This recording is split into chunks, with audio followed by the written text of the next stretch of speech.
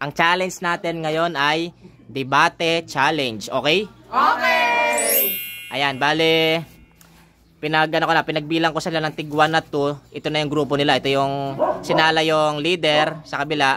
Si Maika naman yung leader sa kabila. Ngayon, ang ating pagdedebatehan ay mainam bang gumamit ng mobile device ang mga estudyante? Yes or no? Ngayon, ang gagawin nyo, kung sino mananalo dyan, siya yung unang pipili kung yes or no. Okay? Oh, best of 5. Okay. Best of 5. Jack and Poy. 1-0. Okay. Jack and Poy. 2-0. Jack and Poy. 2-1. Jack and Poy. All 2. Jack and Poy. Sinala nanalo. Best of 5 nga. 3-2 na. 3-2. Best of 5. Hindi, best of 5. Ikaw, Nala. Ano pipiliin mo? No, okay. Ito, yes to. Okay. Bibigyan ko kayo ng ano ha?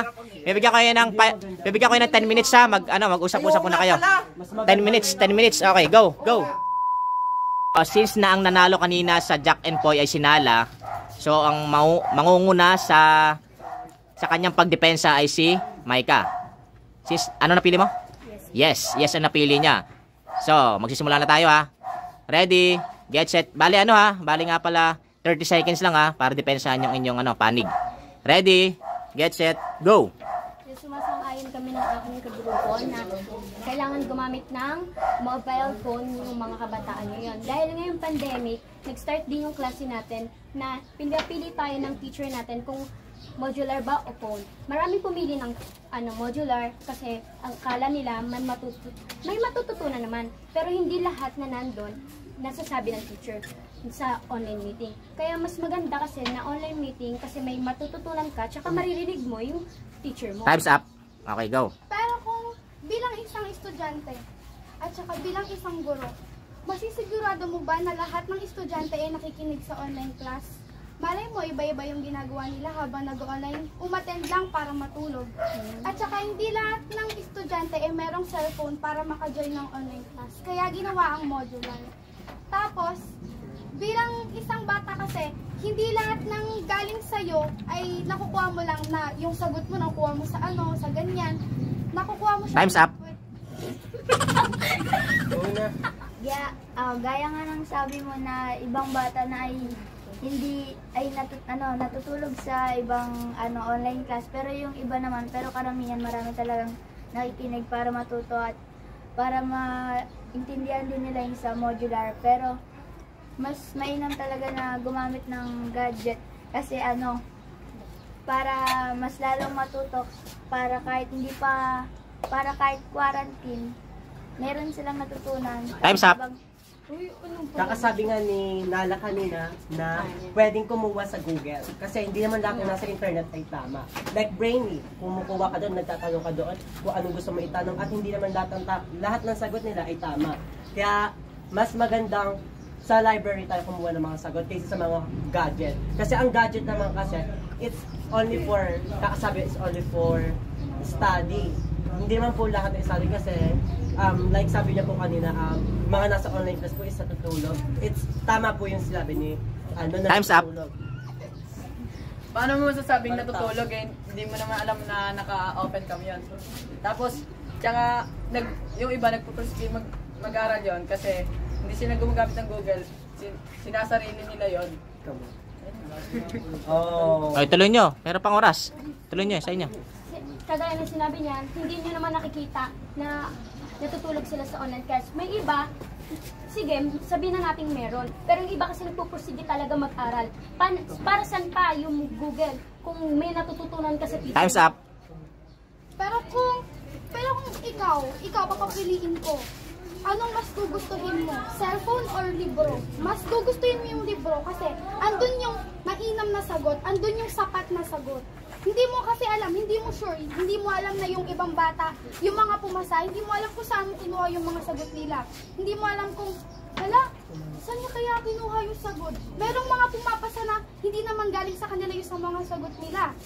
Merong galing sa kaklase, merong galing sa kopya. Time's up. Go. Yes. So, ay tama naman din yung sinabi mo. May kanya-kanya din tayong opinion dito. Pero, yes, tama, nasa libro. Pero, kailangan mo pa bang pumunta sa library para makakuha ng tamang sagot? Hindi naman kasi lahat nangangopya at hindi lahat ng may top or nakakakuha ng school achievements galing sa daya. Kasi may iba, nagpupursige talaga dito na Time's up. Kung ikaw magpupursige ka, anong mas pipiliin mo? Magpupursige ka nakita ng guro mo na ang ginagawa mo ay tama, or nasa cellphone ka, nasa mobile phone ka na nag-scroll ka tas di nila alam kung ano yung mga ini-scroll mo. Gaya ko, dati nung mag-online class, bumagsak ako kasi na ako sa ibang apps. Distraction kasi ang cellphone. Isa siya sa mga distraction ng bata na iba-ibang apps yung pinupuntahan na Time's up. nakakakuha ng attention. Tama ka, iba't ibang apps yung pinupuntahan ng mga bata, pero hindi naman lahat. Pero mas nakakagilo talaga yung mga online games, lalo na sa mga bata. Pero yung mga high school student, hindi naman, nagpupursige talaga sila para sa homeworks, para din sa achievements talaga. May oras pa kayo, may oras pa kayo. like yung sinabi mo, ikaw na na-distract ka. Yung ibang bata, ba't mo itigagaya sa'yo? Di ba? Huwag mo igagaya yung iba sa naranasan mo. Kasi yung iba Time's up. nagpupursige. Hindi namin ginagaya ang sarili niya sa iba. Kasi some people na nasa rate na mas mataas ang nakukuha nila sa panduduga, nakikita natin at pag-aralan natin yan sa value. You know? Kasi pagkukuha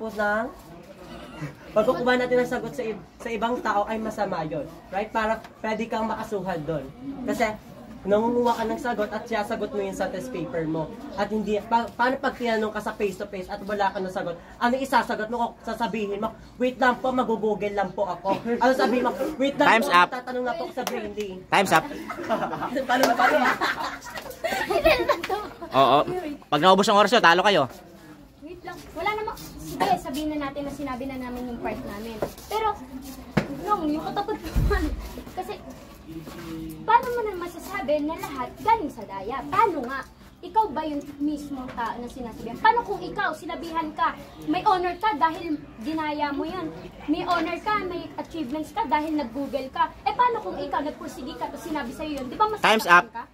Naku, nakikita kasi, hindi lang kasi alam mo yun, nakikita ng mga guro sa internet. Di lang naman batang nakakita sa internet kung ano yung mga answer.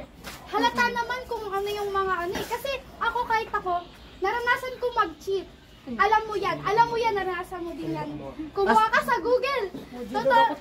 Kasi ang mobile gadget, hindi lang natin, nakakapandabo yan ng mata mo. Kasi dahil sa brightness, tiyataas mo ang brightness, sasabihin mo, hindi mo nakikita. Nakakapandabo yan ng mata mo. Time's At up. yung gagamit, Time's up.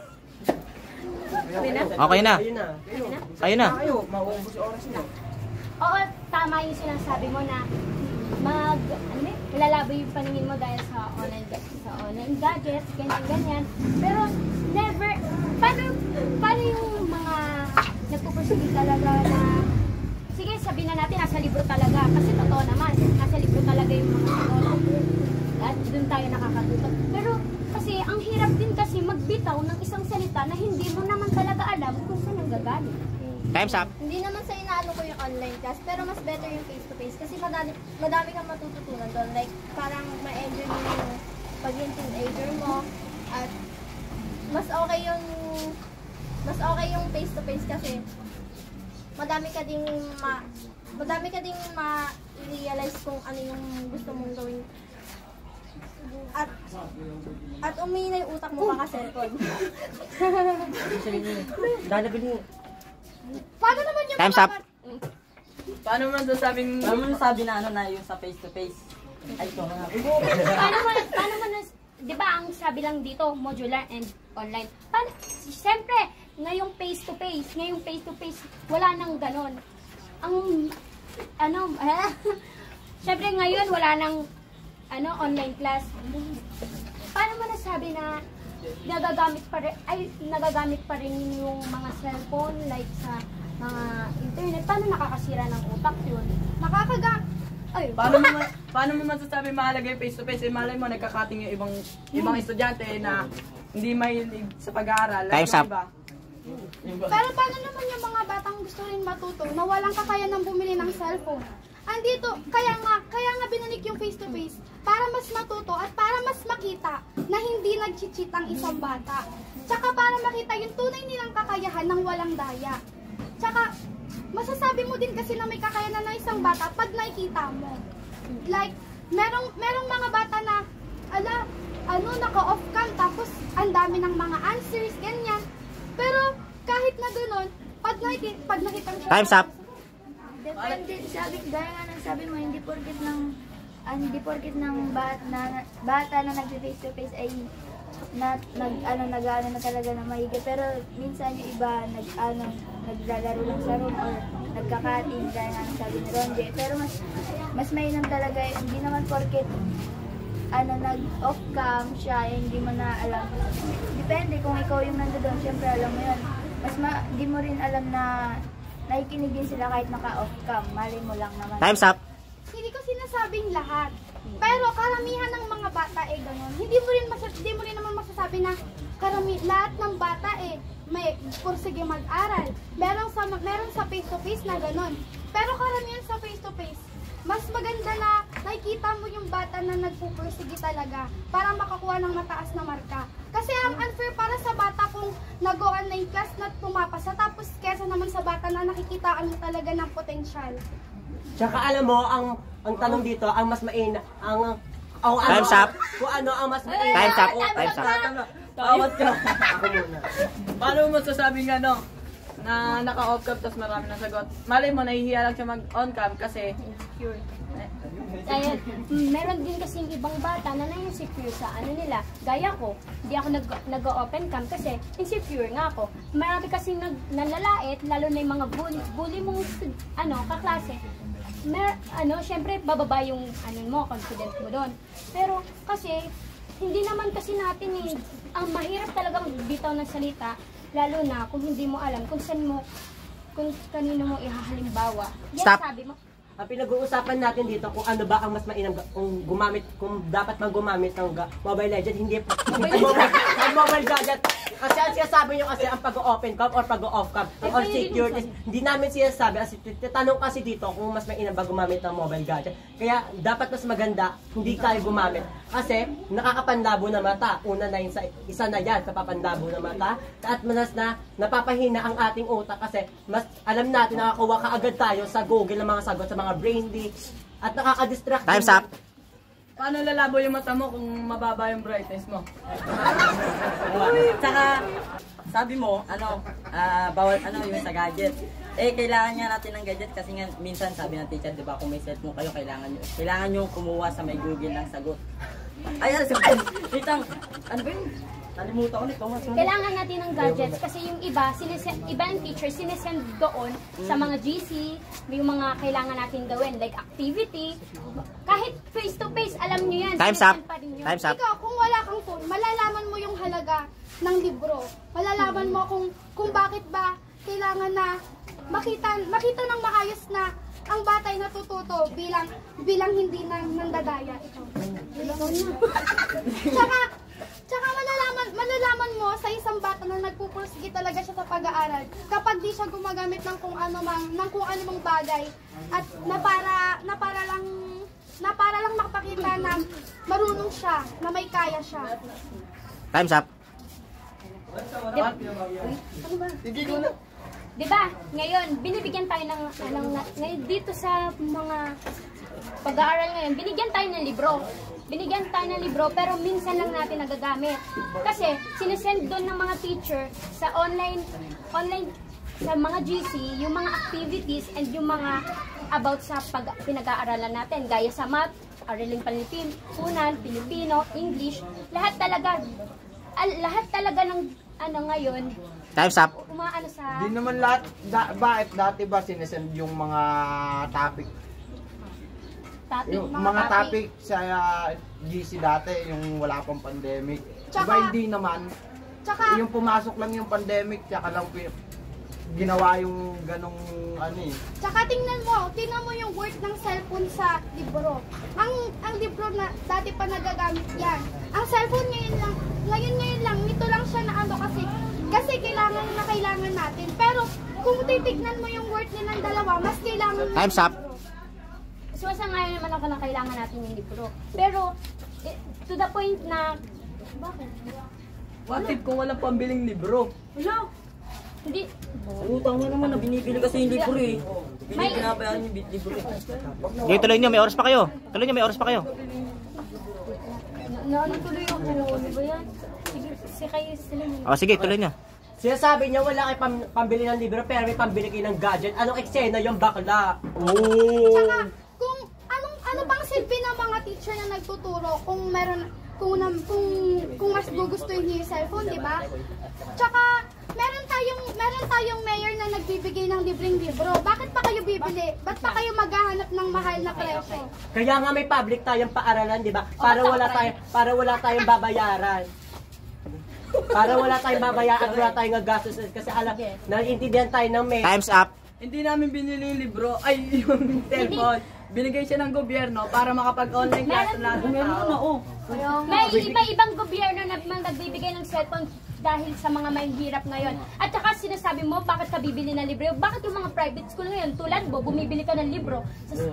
Di ba? Paano mo nasasabi na, yes, sa public, ano natin, libre lahat. Pero sa mga private, isipin nyo nga, lahat ba ng private may kaya? May kaya. Wait lang.